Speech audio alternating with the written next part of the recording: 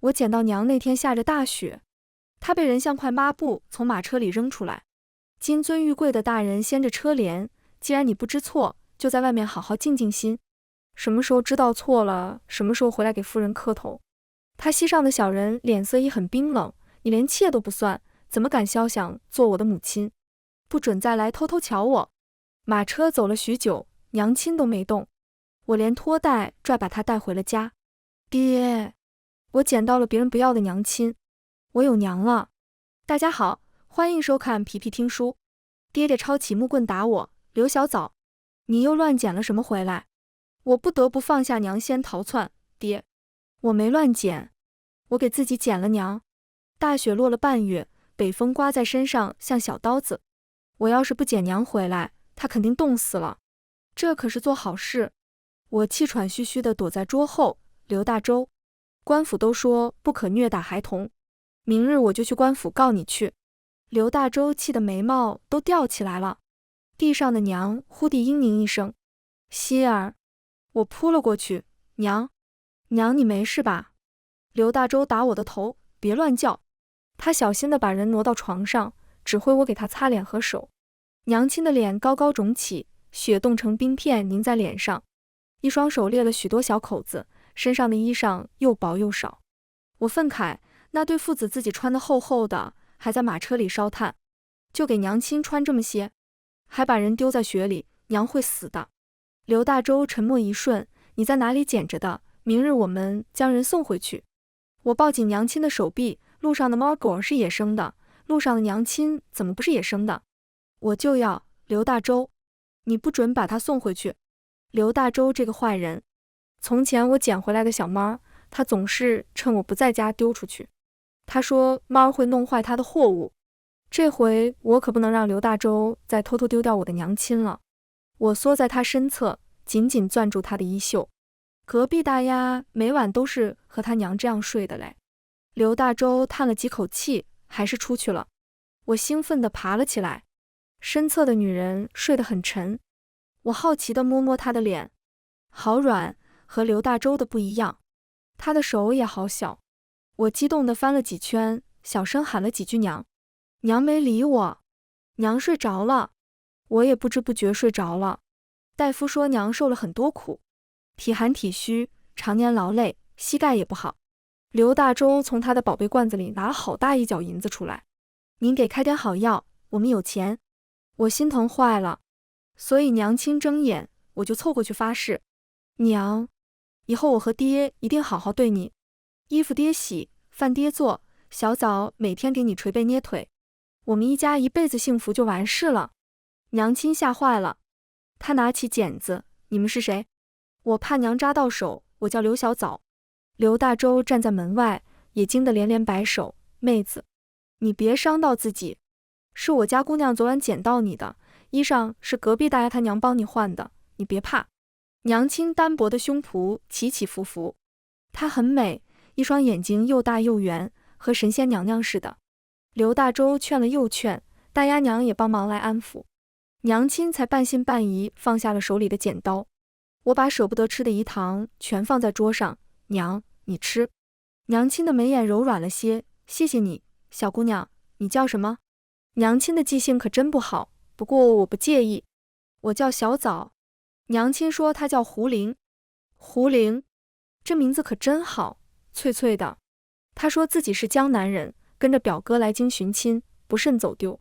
我大喜过望，昨晚那小孩果然不是娘的孩子，那我就是娘唯一的孩子了。爹在院里熬药，我拿伤药给娘亲涂手，我涂得很认真，这药涂上去凉凉的，不疼呢。小枣再帮你吹吹。我鼓起腮帮子给娘吹。胡玲面色很复杂，眼里全是泪。我归结为是太疼了。胡玲问我，小枣，你亲娘呢？我讨好，我以前没娘，现在娘来了，我就有了。刘大周捧着药进来，听见这话有点不好意思。他告诉胡玲，我是他在乞丐庙捡来的气儿，跟着我这个汉子这么多年，见着谁都叫娘，让你见笑了。我气愤，刘大周，不是告诉你，和外人要说我是你用屁股生的吗？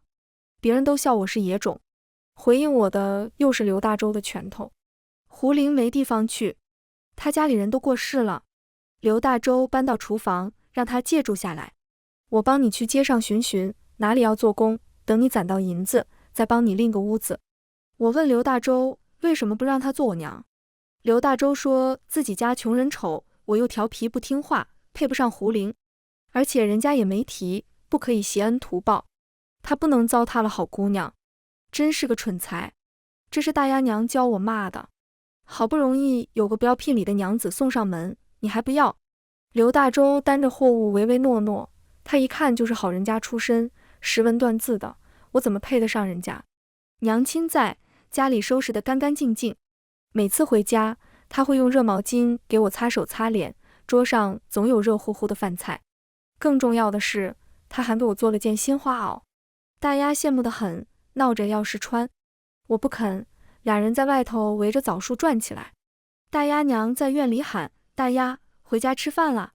大丫脆生生应了：来了，娘。他给我做鬼脸，我才不穿你的破衣裳，我娘会给我做。他把娘字咬得很重，我高涨的心情落了回去。胡玲拉开院门，她很温柔地喊我：小枣，回家吃饭了。我眼里的泪立刻收了回去，喊得比大丫还大声：娘。小枣来了。刘大周也回来了，他买了件粗心的夹袄，里头厚厚的都是棉。胡玲推拒着不要，住在这已经麻烦大哥了，怎么还能收东西？刘大周碰到胡玲的指尖，闹了个红脸。他摆着手往外跑：你帮我收拾屋子，还照顾小枣，应该的应该的。即便快到年下，生意好做得很。刘大周还抽时间去山上拾柴火，给胡玲烧水梳洗。他怕胡玲有负担，偷偷放在窗下，在山上跌了一跤，磕得头破血流，舍不得去瞧大夫。被胡玲劝过去，走了一圈，手里只拎着胡玲用的冻疮膏回来。他闷不作声砍柴：我是男人，这点疼算什么？你手上红红紫紫的，小枣说你夜里都痒得睡不着。我也不能被刘大周比下去。刘大周去岁买了漂亮的红头绳给我，上头编着小花呢，我都舍不得戴。大丫可喜欢了，我和大丫娘换，让她给胡玲做了双厚袜。我偷偷藏在被窝里。胡玲睡前瞧见了：小枣，你哪来的兔毛？我心里美滋滋的，得意胀满胸腔。我让大丫娘给娘做的。娘脚冷，穿厚袜。豆大的烛火里，胡玲的眼睛又闪闪的。有个卖首饰的小经济路过，胡玲要了对银手镯，她套在我手腕上，别人家的姑娘都有，我们家小枣也有。那银手镯可漂亮了，晃起来叮叮响。我趴在胡玲怀里，小枣就和娘一样脆了。胡玲不解：什么脆？我说像风铃一样脆。胡玲哑然失笑：好小枣，不是这个铃呀。刘大周回来，瞧我带了对新镯子，又把我抄起来打屁股。你又犯浑是不是？缠着胡姨要这样呢？我哭嚎：是娘给我买的。胡玲连忙抢我过去护在身后：别打孩子呀。我抱着胡玲的腿，她死死搂着我不让刘大周拉过去。刘大周气得脸都红了，他整日就是要糖要糕饼，如今还哄得你将耳环卖了买这个，我非揍他一顿不可。听了刘大周的话，我才发现娘耳朵上那对漂亮的玉耳环不见了。我忙不迭把镯子脱了，我不要了。娘亲戴着那耳环可好看了，我手又黑又短，戴着银手镯也不好看。胡玲握住我的手，第一次说话声音有些大：刘大哥，怎么能不分青红皂白打孩子呢？她如今也是个6岁的大姑娘，你要好好同她说才是，怎么还打她屁股呢？真是我自愿给小枣买的，你们救我一场，她还喊我娘，我给孩子买对手镯怎么了？刘大周呼哧呼哧说不出话，他背着背篓又去拾柴了。我哭得更大声：爹对我一点都不好，我不要爹了。胡玲用手帕给我擦脸：好小枣，别哭了，这么冷的天，脸哭花了，长大可不能嫁给二牛了。我连忙吸吸鼻涕。胡玲被逗笑了，她笑起来可真好看。胡玲摸摸我的头，和我很小声商量：你愿意我留在你家吗？我愿意吗？我太愿意了。我抱住她的脖子，小声喊了句娘。从前胡玲都没应过我，她今日笑眯眯应了句：哎。刘大周知道胡林自愿留下来，吧嗒吧嗒抽了一宿烟。天没亮，我察觉到胡林悄悄出了门，肯定给我蒸枣糕去了。我迷迷糊糊地想起来烧火，却听见窗前的2道声音：“你不嫌弃我是个小商贩吗？”粗粗的，是刘大周的声音。我也不是跟着表哥来寻亲的，其实我甜甜的是娘的声音。我是得罪了主母，被主家丢弃的妾室，还生过一个孩子，你会不会嫌弃我？我急死了。刘大周终于说话，他们不要你，是他们的损失。你是个顶好的姑娘，我和小枣都喜欢你。我刘大周发誓，全心全意照顾你和小枣一辈子，绝无二心。呵，这刘大周说话还挺好听的。良久，我听见娘亲带着笑的声音，我愿意。日头正好起来，透过窗纸，照得屋内亮堂堂的，和我的心一样。村里成婚简单，大家来喝口酒，就算礼成。胡玲领着我上街，快过年了，咱们买几块红纸回来，把家里收拾收拾。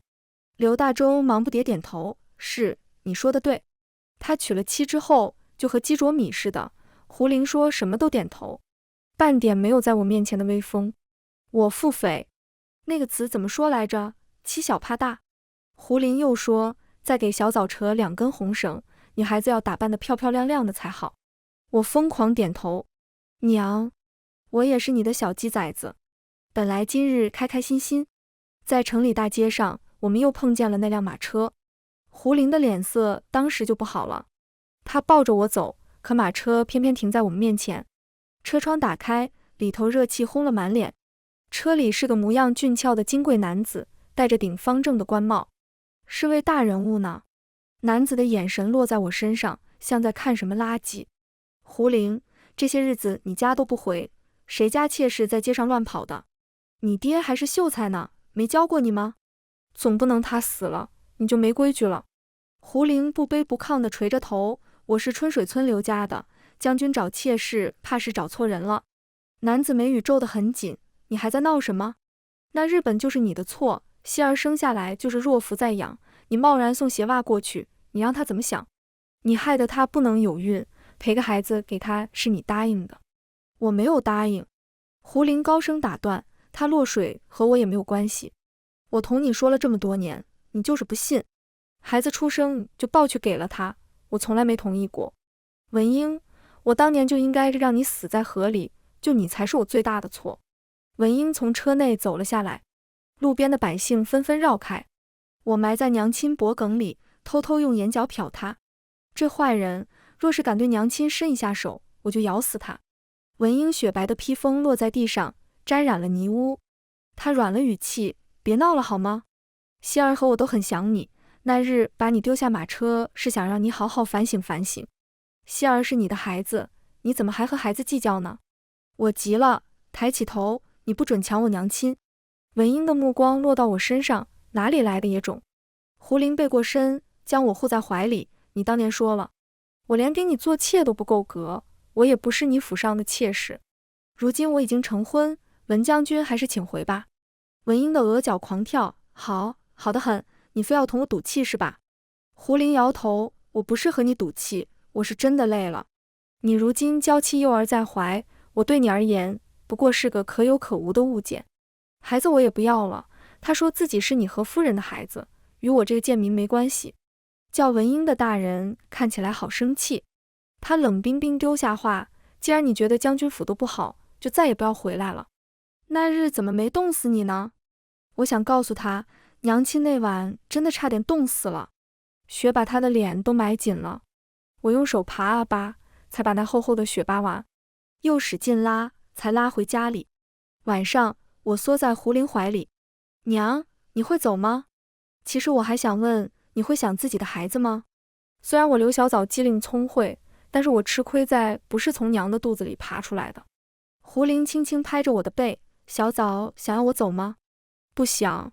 那娘就不走，快睡吧，睡了好长大。我回家和刘大周说了今日的事，他们又背着我在窗前窸窸窣窣地说话。胡玲垂着头，我确实是文英的女人，但没有入过她家的族谱，你若是怕她来找麻烦，我可以走。刘大洲将胡玲搂在了怀里，你是我的妻子，你有我和小枣，你怎么能走？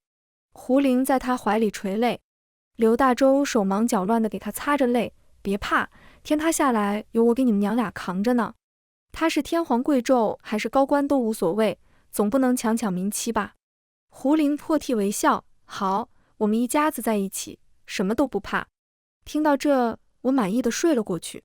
翌日，家里来了辆气派的马车，车里不是昨日的文英，而是个粉雕玉琢的小公子，玉冠貂裘，垫在屁股下的软垫都是金线绣的。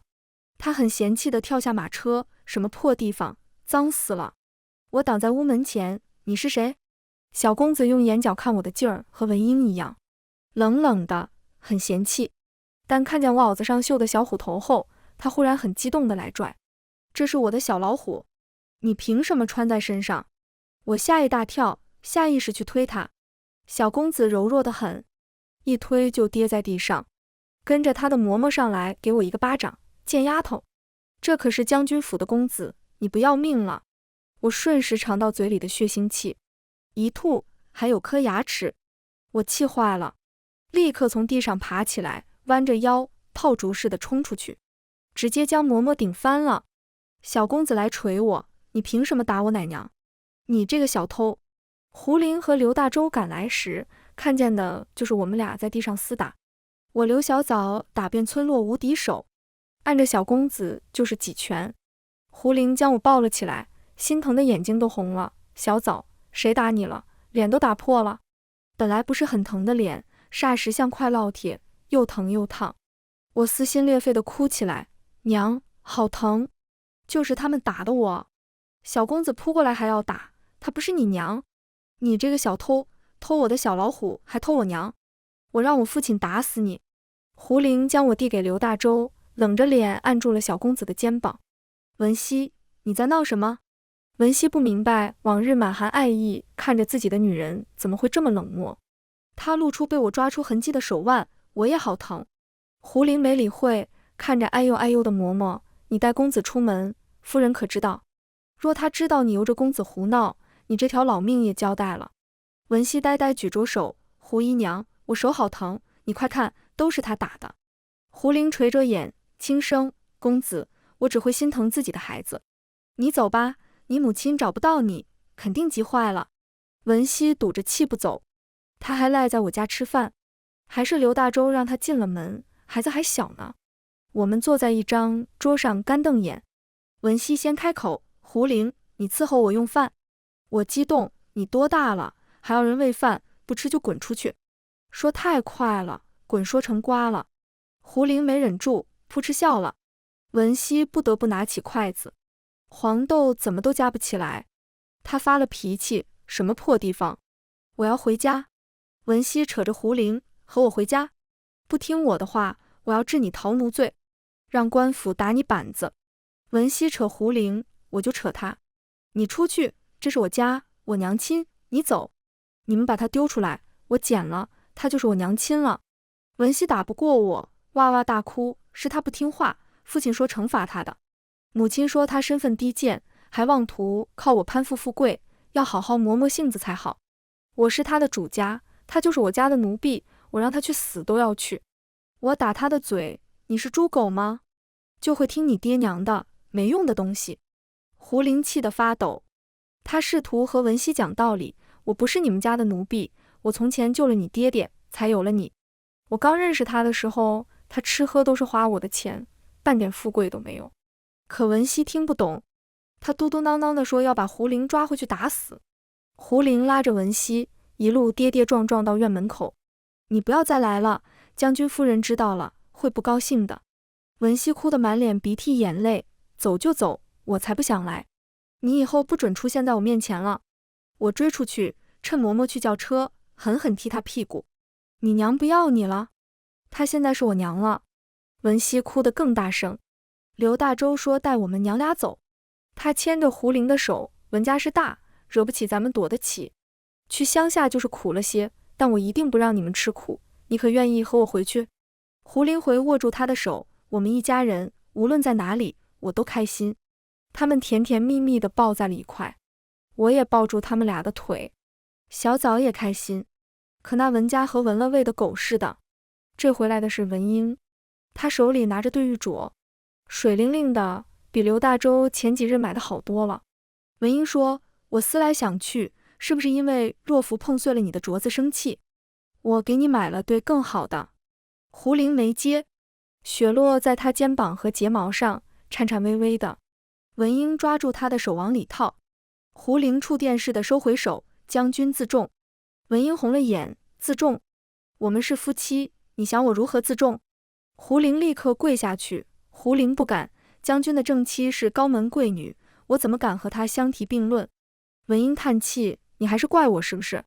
当年我要不骗你，你怎么愿意和我回京城？我也是为了你好，宿州那种苦寒之地，比不上京城。胡玲不可置信地抬起头，文英，你为了人好的方式，就是让他做妾吗？文英不自在，这么多年，除了名分，我什么没给你？胡玲冷笑，你给我什么了？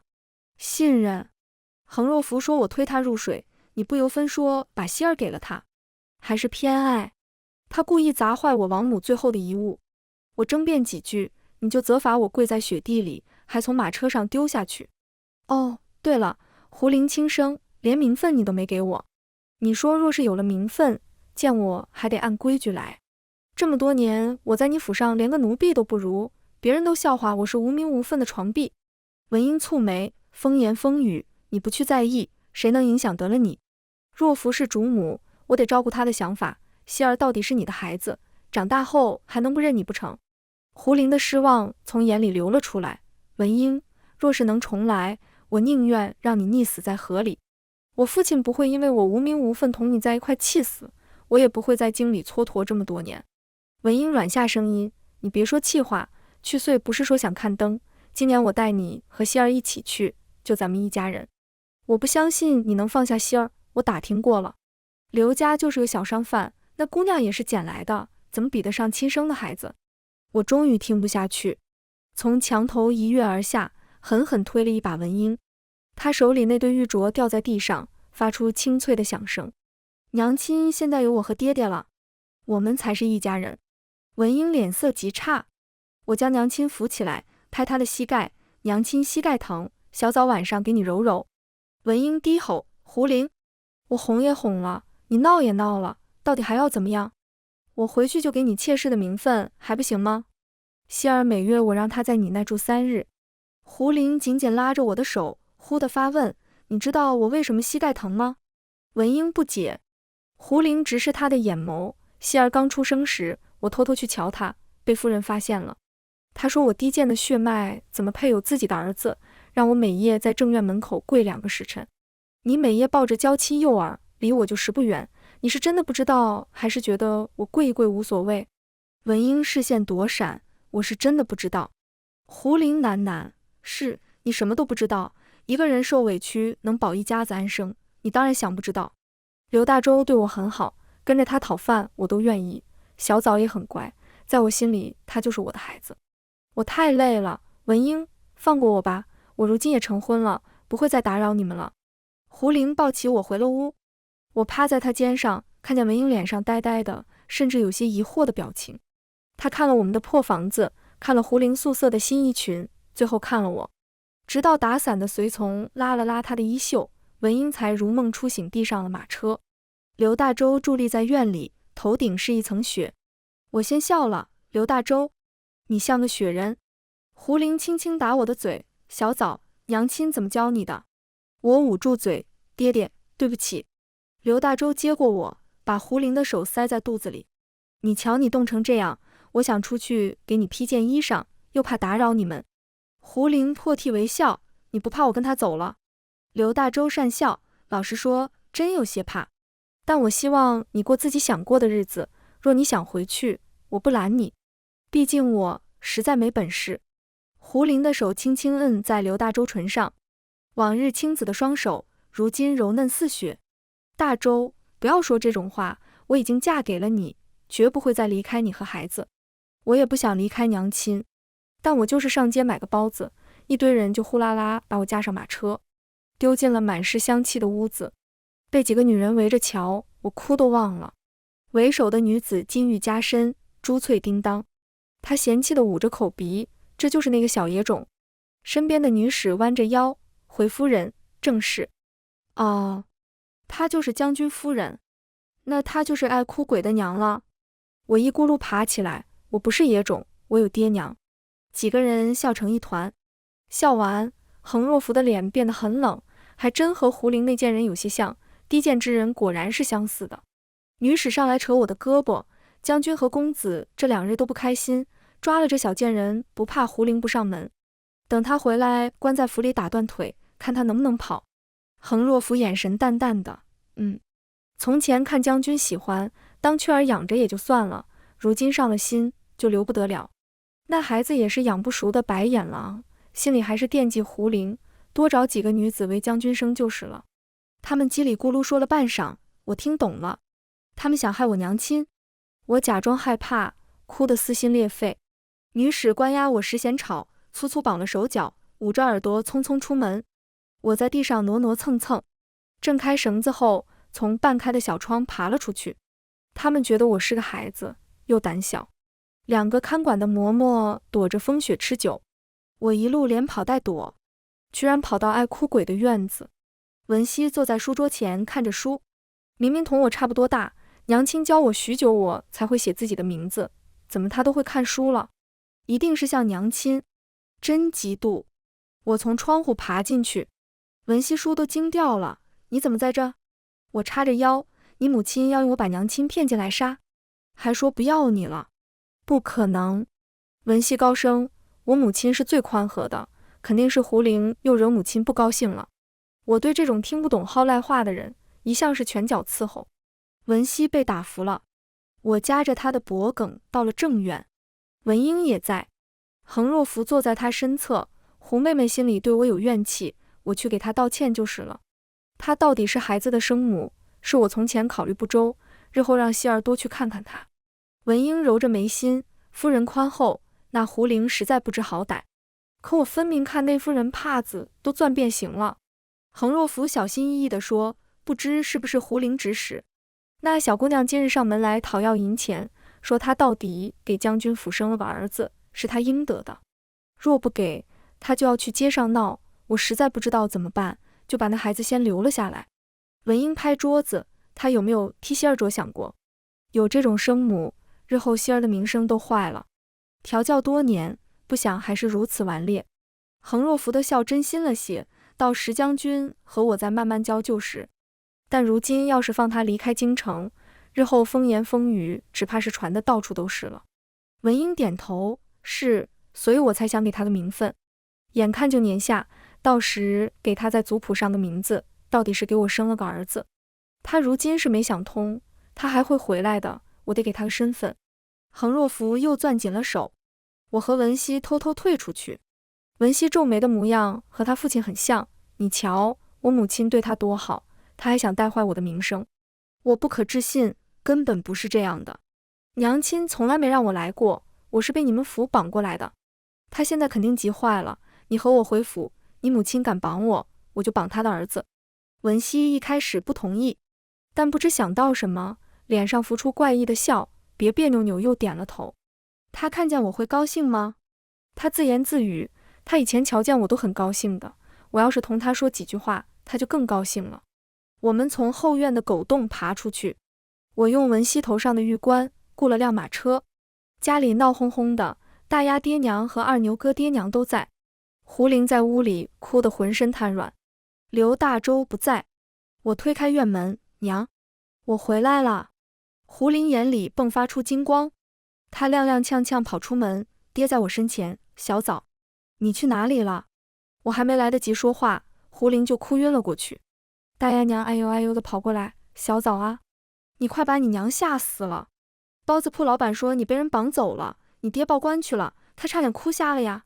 大家又忙着去找刘大周，掐胡林人中，没人注意到跟在身后的文熙。他散着头发，有点气愤，胡林，我也来了，你为什么没瞧见我啊？听完我的话，刘大周和胡林都面露不悦。刘大周拍着腿，还有没有王法了？高官显贵就能强抢民女了吗？胡林给我擦着脸，大人的事居然欺负起孩子了。脸上擦得暖暖的，我舒服地眯起眼。文熙凑过来，别别扭扭的，胡林，我也要擦脸。嘈杂的室内突兀地安静下来，还是胡林先打破僵局，洗了毛巾，给文熙擦了手脸。文熙抿着嘴，好像大家都不太喜欢他。他小声说，胡姨娘，你为什么不回家？我想吃你做的枣糕了。胡林蹲在他身前，希儿。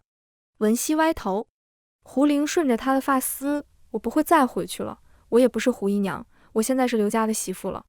你一直不愿意叫我娘，就叫我一句胡婶婶吧。文熙张着嘴，可是你是父亲的女人。我不是。胡林用力摇头，我也是好人家的姑娘，我爹是秀才，我是被文英骗回京城的。他说自己是小官家的公子，让我跟他回京成婚，可他已经有了正妻。我不愿意做妾，他就强留着我在身边。有了你，你母亲自己不能生育，假装落水，转头污蔑我。我从前不想让你对父亲和母亲心存怨恨，选择不说。但如今我有了新生活，我不想再和你们纠缠了。文熙眼里蓄满泪水，可是，我推开文熙，没有可是。我抖抖身上的小老虎刺绣，这是我娘给我绣的，你以后都没有了。你和你爹先不要娘亲的，我捡到了，就是我的了。文英和恒若福正好赶到，他听到了全部的话，目眦欲裂。胡林，你和孩子说什么呢？胡林起身抚着褶皱，说什么？说实话啊。文英拽着胡林和文熙往外走，我是惯坏你了，口无遮拦，和我回府。恒若福的着急根本没达眼底，你们这些人也太大胆了，绑架江府公子，等着吃板子吧。我和刘大周同时往前一步，拦住文英。上位者浸润多年的气势逼得刘大周不敢抬头，但他仍然挡在了胡林面前，将军也不能抢别人媳妇吧。我也推开文熙，拉着胡林的手，我才是娘亲的孩子。文英被媳妇2个字刺激，什么媳妇？她是我的女人。她恶劣地勾起嘴角，你若是有捡别人完胜女人的喜好，我大可以给你送些更知情识趣的来。这女人我早就玩烂了，还给我生过孩子。胡林脸色刷白，刘大周脚步没动，将军，你保家卫国，我敬你。可胡林是我的妻子，我不允许你这么说她。她很好，是我见过最好的女人，我想一辈子爱她保护她。我不愿意她再被别人欺负，跪在血水里，被板子打，被指甲掐。她是个姑娘家，不是物件，有感情有血肉，你放过她吧。文英的目光一寸寸冷下去，她看着胡林，你是要和我回去，还是在这破房子里跟着这个男人，还有个拖油瓶？胡林的手与刘大周交叠，他直视着文英，我跟着他，无怨无悔。文英一连说了3个好，他抱起文熙，不顾他的哭闹，直直走入了风雪里。胡林没跟着我们呀？父亲，你忘记胡林了？我不要走，我要和胡林在一块。娘，文英这个说话不算话的大人，他又来了。我们走这天，刘大周去雇车，他就大摇大摆进了门。文英眼下带着青黑，脸却通红，开口第一句就是灵儿，若福已经被我送回娘家了。我抱着娘亲的腿，胡林摸摸我的头，所以呢？文英眼神闪烁，我回去细细查问，他才说了实话，他本就不能生育，是自己落水污蔑我。所有事我都知道了，我会好好训诫他。你愿不愿意跟我回去？我们3人站在雪中，风刮得好疼，和那夜捡到娘亲一样疼。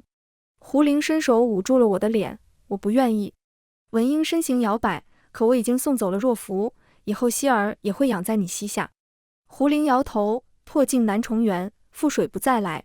文英，我认了从前，但未来我不想再同你有瓜葛了。文英不懂，但从前我们那么相爱，你都能包容我。如今我已经知错就改了，你为何不能原谅我和孩子？我紧张地拽住胡林的衣裙。胡林哑然失笑，从前我愿意原谅你，是因为我心悦你，我忘不了你在宿州对我的好。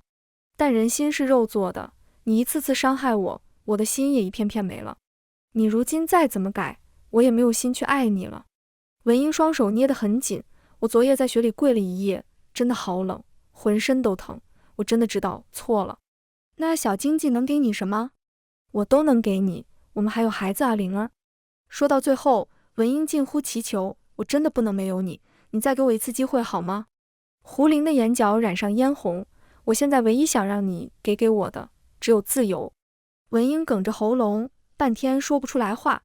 我们一家搬回了乡下，这里再也没有人会来和我抢娘亲了。胡林教我读书识字，他说无论男孩女孩都要明理识字，明理才不会愚昧懦弱，不会被人骗。经理常有来信，胡林和刘大洲看都不看，信件最后都会成为火引子。我烧火时偷偷打开过一封，字迹飘逸，落笔真诚，全是文英肺腑之言。他说恒若甫给他找的妾室怀孕后，他就试图害死文熙，文熙中毒，烧得浑身滚烫，梦里全喊着娘，字字句句泣血带泪。信件上的字晕开好几处。他在末尾写道：对不起，灵儿，当年是我舍不得你，才想将你先骗回京城，再徐徐图谋。我和孩子都很想你，我吓得把信全烧了。什么猫猫狗狗都想来和我抢娘亲，我刘小枣才是娘亲的唯一孩子，见男人臭孩子，都给我滚！全文完，皮皮听书感谢您的观看，每天上新精彩小说，喜欢就订阅吧。